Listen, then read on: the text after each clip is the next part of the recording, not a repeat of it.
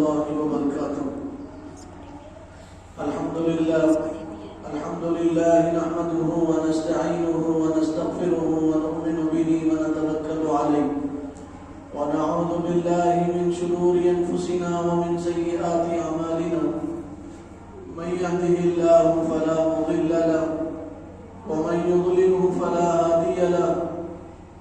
ونشهد أن لا إله إلا الله وحده لا شريك له ونشهد أن سيدنا وسندنا وحبيبنا وكريمنا وشفيعنا ومولانا محمدا عبده ورسوله صلى الله على النبي وعلى آله وأصحابه وأتباعه وأزواجه وذرياته أجمعين.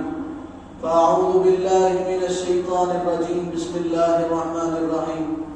كنتم خير أمة أخرجت للناس تأمرون بالمعروف وتنهون عن المنكر.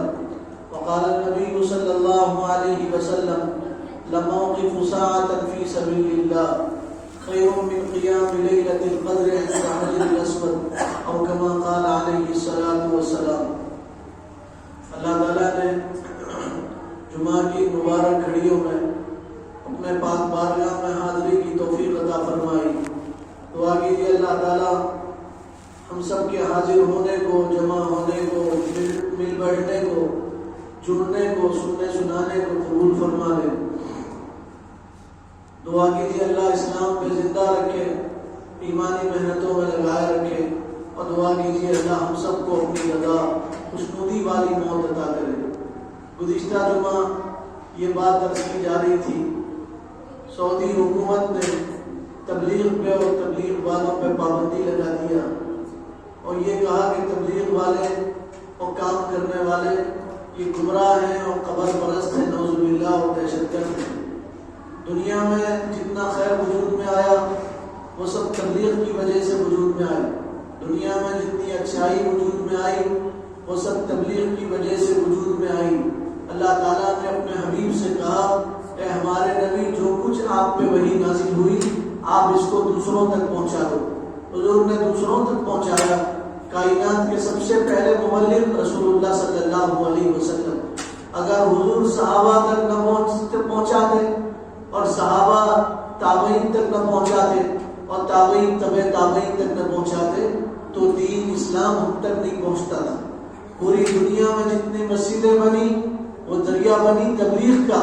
تبلیغ کی وجہ سے مسجدیں وجود میں آئی، مدرسے وجود میں آئے، علماء حفاظ وجود میں آئے، مسجدوں کو مصلی ملے تبلیغ کی وجہ سے، مدرسوں کو طلباء ملے تبلیغ کی وجہ سے. اگر تبلیغ نہ ہوتی تو دنیا میں اچھائی نہ ہوتی اور برائی ہوتی. پوری دنیا برائیوں کی عام جگہ بنی ہوتی اور پوری دنیا میں برائیاں ہوتی، اچھائی پوری دنیا میں نہ ہوتی. پوری دنیا میں جو دین پہنچا وہ تبلیغ کے ذریعے سے پہنچا. خود ہندوستان میں جو دین پہنچا اس کا ذریعہ بھی تبلیغ بنی. محمد ابن قاسم اگر سندھ میں نہ آتا، عرب نہ چھوڑتا، ہندوستان کے علاقے میں نہ آتا تو ہم مسلمان نہ ہوتے ہندوستان کے علاقے میں. محمد ابن قاسم آیا، اس نے پہلے دین کی دعوت دی اور یوں کہا دیکھو ہماری بات مانو، ہم جیسے بنو، ہم مسلمان ہیں، تم بھی مسلمان بنو، کلمہ پڑھو، ایک رب کو مانو، رسول اللہ کی رسالت کا اقرار کرو تو ہم اور تم دونوں بھائی بن جائیں گے، تمہاری جان مال کا تحفظ ہم کریں گے.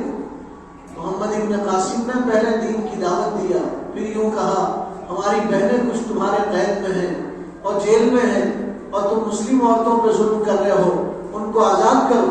تو انہوں نے محمد ابن قاسم کی دعوت کو قبول نہیں کیا اور پھر محمد ابن قاسم 4 مہینے ہوئے تھے شادی ہوئے، 4 مہینے کا دلہا 18 سال کا وہ نوجوان سندھ کے علاقے میں اپنی بیوی کو چھوڑ کے آیا اور یہی شہید ہوا اور اس کی بیوی شہید کی بیوی بنی اور شہادت کا مرتبہ پایا محمد ابن قاسم. تو اگر یہ دعوت نہ ہوتی اور محمد ابن قاسم سندھ نہ آتا تو اسلام سندھ کے علاقے میں نہ پہنچتا. پوری دنیا میں آپ غور کیجیے جتنی اچھائیاں وجود میں آئی سب تبلیغ کی وجہ سے وجود میں آئی، دعوت کی محنت کی وجہ سے دنیا میں اچھائیاں وجود میں آئی. حضرت شیخ عبد القادر جیلانی رحمۃ اللہ علیہ کے حالات میں لکھا. شیخ عبد القادر جیلانی رحمۃ اللہ علیہ عراق کے علاقے میں گئے، کئی لاکھ مسلمان عیسائی بن گئے تھے۔ حضرت شیخ عبد القادر جیلانی رحمۃ اللہ علیہ نے ان مسلمانوں سے کہا تم صحابہ کی اولاد ہو اور تم نے ان کے ہاتھ پہ اسلام قبول کیا تھا، اب تم مرتد ہو گئے ہو، اب کلمہ پڑھو۔ حضرت شیخ عبد القادر جیلانی نے ان کو دین کی دعوت دیا اور محنت کی، تو وہ لاکھوں کے لاکھ جو مرتد ہو گئے تھے، عیسائی بن گئے تھے، پھر مسلمان بن گئے۔ آج جو عراق میں اسلام نظر آ رہا اور مسلمان نظر آ رہے، وہ محنت ہے شیخ عبد القادر جیلانی رحمۃ اللہ علیہ، ان کی دعوت کی، ان کی تبلیغ کی محنت۔ وہ کوئی تلوار لے کے نہیں گئے تھے، وہ تیر لے کے نہیں گئے تھے، وہ گولہ بارود لے کے نہیں گئے تھے، وہ بندوق اور ہتھیار لے کے نہیں گئے تھے، وہ اپنی زبان میں قرآن حدیث کی دعوت لے کے گئے تھے اور انہوں نے دعوت دیا، قرآن حدیث کی دعوت دیا اور لاکھوں لوگ مسلمان ہوئے، اور جو مرتد ہوئے تھے پھر وہ مسلمان بنے اور اسلام کے جھنڈے تلے آ گئے۔ ہندوستان میں اسلام کو پہنچا تو محمد ابن قاسم کے ذریعے، اور ہندوستان میں اسلام پھیلا ذریعہ بنے خواجہ اجمیری رحمۃ اللہ علیہ، خواجہ معین الدین چشتی اجمیری رحمۃ اللہ علیہ۔ خواجہ معین الدین کہاں کے رہنے والے تھے؟ مدینہ منورہ گئے، روضہ رسول پہ زیارت ہوئی، درود و سلام کا نذرانہ پیش کیا۔ حضور نے خواب میں کہا اجمیری تم جاؤ ہندوستان کے علاقے میں اور وہاں دین کا کام کرو۔ حضرت خواجہ اجمیری مدینہ سے سیدھا ہندوستان آئے، اپنے گھر نہیں گئے، رشتہ داروں کے پاس نہیں گئے، عزیز و اقارب کے پاس نہیں گئے، سیدھے مدینہ طیبہ سے اجمیر کے علاقے میں آئے۔ بہت سارے ملکوں سے ہوتے ہوئے اجمیر پہنچے اور اجمیر میں آپ نے ڈیرا جمایا اور اجمیر میں آپ نے خیمہ لگایا اور اجمیر میں آپ رہنے لگے۔ اور اجمیر میں آپ کیا لے کے آئے تھے؟ آپ تو فقیر تھے، ایک جھولا اٹھا کے آ گئے تھے۔ آپ تو فقیر تھے، ایک جوڑ کپڑا آپ کے بدن میں تھا، دوسرا کپڑا آپ کے پاس نہیں تھا۔ وہ جو پیروں میں نالے تھے، جوتیاں تھیں، وہی جوتیاں تھیں، دوسرے جوتیاں آپ کے پاس نہیں تھی۔ چھوٹا سا خیمہ تھا آپ کا، اسی میں آپ رہتے تھے۔ لشکر لے کے آپ نہیں آئے تھے، ہتھیار لے کے نہیں آئے تھے، آپ فوج لے کے نہیں آئے تھے، تنہا آئے تھے۔ مخلصین کی کچھ جماعت آپ کے ساتھ تھی۔ آپ نے کیا کیا؟ لوگوں کے دل کی دنیا بدلی۔ آپ نے ان کو دین کی دعوت دی، تبلیغ کیا، دعوت کا کام کیا، ایک اللہ کی طرف بلایا، رسول اللہ کے مشن کو آگے بڑھایا اور پورے ہندوستان میں اسلام پھیلا۔ لاکھوں لوگوں نے ان کے ہاتھ پہ توبہ کیا اور لاکھوں لوگوں نے کلمہ پڑھا۔ یہ محنت ہے، دعوت اور تبلیغ کی محنت۔ اور آج کچھ لوگ اٹھ کے یوں کہتے ہیں کہ اس محنت سے گمراہی پھیل رہی ہے، اس محنت سے شرک پھیل رہا ہے، یہ محنت دہشت گردی اور دہشت گردوں کی محنت ہے اور یہ دہشت گرد ہے، نعوذ باللہ۔ یہ تو کھلا جھوٹ ہے، حرمین کی زمین پہ بیٹھ کے جھوٹ بولا جا رہا ہے۔ اس محنت سے جتنی توحید وجود میں آئی، آپ دیکھیے جماعت والے جتنی وحدانیت کے بول بولتے ہیں، رات دن ان کا نعرہ یہی ہے، ان کی زبان پہ یہی تذکرہ ہے، ایک اللہ سے ہوتا، اللہ کے غیر سے نہیں ہوتا، یہی بول بولے جاتے ہیں، دوسری زبان نہیں ہے۔ جتنا خیر دعوت سے وجود میں آیا، دوسری چیزوں سے وجود میں نہیں آیا۔ شاہ اسماعیل شہید رحمت اللہ علیہ دلی کی جامع مسجد میں آپ بخاری شریف پڑھا رہے ہیں۔ بخاری جامع کتاب ہے، اس کا نام ہے جامع صحیح البخاری۔ بخاری شریف قرآن مجید کے بعد دنیا کی سب سے صحیح کتاب ہے، اصح الکتب بعد کتاب اللہ۔ پوری امت کا اس پہ اجماع ہے، بخاری شریف قرآن کے بعد دنیا کی سب سے صحیح کتاب۔ بخاری شریف پڑھا رہے بچوں کو، طلبا کو، عورتیں گزری سامنے سے، ان کے گلے میں پٹے تھے اور سکھ لوگ ان کو مار رہے تھے، سکھ لوگ ان کو مار رہے تھے۔ انہوں نے ان عورتوں سے پوچھا تم کون ہو؟ تو عورتوں نے روتے ہوئے کہا ہم سید زادیاں ہیں، سید زادیاں، نبی کے گھر والے، نبی کی آل اولاد والے، نبی کے خاندان والے، سید زادیاں ہیں۔ پوچھا یہ کیا ہو رہا ہے تمہارے ساتھ؟ تو کہا یہ سکھ لوگ ہیں، انہوں نے ہمیں مرتد بنا لیا ہے، دن میں یہ ہم سے خنزیر چلواتے ہیں، رات میں ہمارے ساتھ منہ کالے کرتے ہیں، ہم سکھ بن گئے ہیں، ہم مجبور ہیں۔ ان عورتوں نے کہا تم بخاری پڑھا رہے ہو، حدیثیں پڑھا رہے ہو، پھر اللہ کے حبیب تم سے پوچھے، تم تو خالی میری حدیثیں پڑھاتے تھے اور میری نسل کی عورتیں وہ مرتد بن گئی تھی، تو تم کیا جواب دو؟ اسی وقت آپ نے بخاری بند کیا، بچوں سے کہا اب تک تو ہم پڑھ رہے تھے، اب ہم عملی مشق کریں گے۔ اور آپ گئے، آپ نے ان سکھوں کا مقابلہ کیا، عورتوں کو آزاد کروایا، پھر ان کو کلمہ پڑھایا، پھر ان کو اسلام میں داخل کروایا۔ یہ تو دین کی محنت ہے۔ اور دین کی محنت کا ثمرہ یہ ہے، اس محنت سے اچھائیاں پھیلتی ہیں، برائیاں ختم ہو جاتی ہیں، بھلائیاں پھیلتی ہیں، شرور فتن کا خاتمہ ہوتا ہے۔ شاہ اسماعیل شہید اپنے زمانے کے بہت بڑے عالم دین گزرے۔ ایک مرتبہ ایک گلی سے گزرے، لوگوں نے کہا اس گلی سے گزر گئے، یہ گلی تو طوائفوں کی گلی ہے، یہاں عورتیں اپنے جسم کا سودا کرتی ہیں، جسم بیچتی ہیں۔ تو پوچھا کون عورتیں؟ کیا یہ کافر عورتیں ہیں؟ لوگوں نے کہا نہیں، یہ مسلمان عورتیں ہیں۔ اور یہ محلہ پورا ان عورتوں کا ہے جو اپنا جسم بیچتی ہیں، طوائف ہے، بازارو عورتیں ہیں، اور یہ پورا محلہ ان کا ہے۔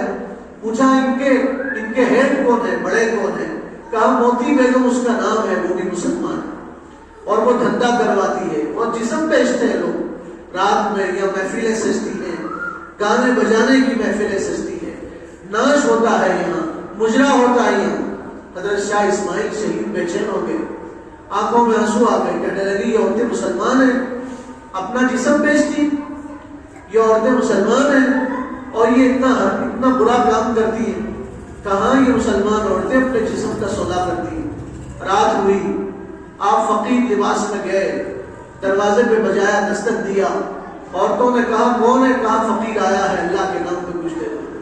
عورتوں نے سمجھا بھکاری ہے۔ ان طوائف نے کہا ارے یہاں بھکاری نہیں آتے، اور تم کیسے بھکاری بھولے بھٹکے یہاں آ گئے؟ تو کہا مجھے اللہ کے نام پہ کچھ دے دو۔ ان طوائفوں نے پیسے دیے اور کہا یہ پیسے ہماری طرف سے رکھ لو۔ کہنے لگے نہیں، میں پیسے لے کے نہیں آیا، میں اللہ کے نام پہ کچھ اور لینے کے لیے آیا ہوں۔ تو موتی بیگم جو ان کی ہیڈ تھی اور صدر سردارہ تھی اور ان کی بڑی تھی، ان کو بلایا گیا، اور موتی بیگم نے کہا فقیر تمہیں جو چاہیے تھا مل گیا، اور لے لو اور یہاں سے چلے جاؤ۔ تو شاہ اسماعیل شہید نے کہا میں یہاں یہ لینے نہیں آیا۔ تو موتی بیگم نے کہا پھر تمہیں کیا چاہیے؟ جو چاہیے وہ ہم دینے کے لیے تیار ہیں۔ تو انہوں نے کہا میں کچھ نہیں چاہتا، تم سب ایک جگہ جمع ہو جاؤ، میں تم سے بات کرنا چاہتا ہوں۔ ان عورتوں نے کہا ہمارے پاس بات کرنے کے لیے وقت نہیں، یہ تو گراہک کا وقت ہے، کسٹمر آتے ہیں، گاہک آتے ہیں اور ہم سے سودا کرتے ہیں، تم چلے جاؤ، پھر کبھی آ جانا۔ کہانی میں اب آیا ہوں، جاؤں گا نہیں، کچھ دیر کے لیے تم جمع ہو جاؤ۔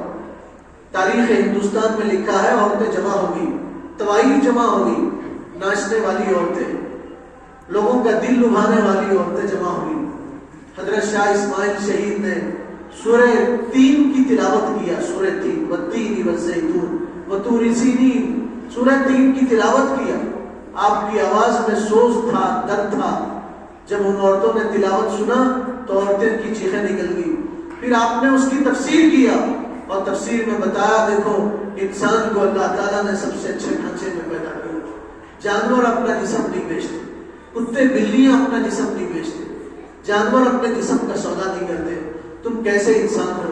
تم اپنے جانوروں کا سودا، تم اپنے جسموں کا سودا کر رہے ہو، تم تو جانوروں سے بدتر ہو گئے ہو۔